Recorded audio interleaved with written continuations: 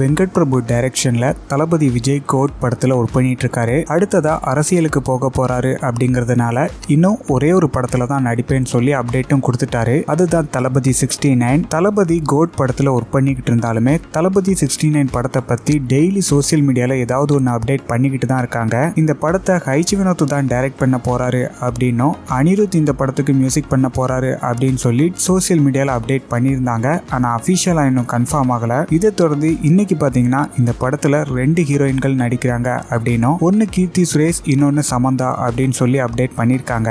சமந்தா ஏற்கனவே தளபதியோட கத்தி, தெறி, மெர்சல் அப்படின்னு 3 படங்கள்ல நடிச்சிருக்காங்க. கீர்த்தி சுரேஷ் பாத்தீங்கன்னா பைரவா 2 படங்கள்ல நடிச்சிருக்காங்க. இந்த அப்டேட் எல்லாமே இப்போதைக்கு சோசியல் மீடியால தான் கொடுத்திருக்காங்க. கோட் படத்தை பொறுத்த வரைக்கும் தொடர்ந்து இந்த படத்தோட ஷூட்டிங் எடுத்துக்கிட்டு இருக்காங்க. 80% மேல கம்ப்ளீட் பண்ணிட்டாங்க. ஃபைனல் ஷெட்யூல ரஷ்யால தொடங்க போறாங்க. செப்டம்பர் 5ஆம் தேதி படத்தை ரிலீஸ் பண்ண போறதா ஏற்கனவே அப்டேட் பண்ணிட்டாங்க. மீனாட்சி சௌத்ரி ஃபீமேல் லீடில் நடிக்க நடிகை த்ரிஷாவும் ஒரு முக்கியமான ரோல்ல நடிச்சிருக்காங்க. இது போக ஆக்டர் மோகன், ஜெயராம், லைலா அப்படின்னு ரொம்ப பேர் இந்த படத்துல நடிச்சிருக்காங்க.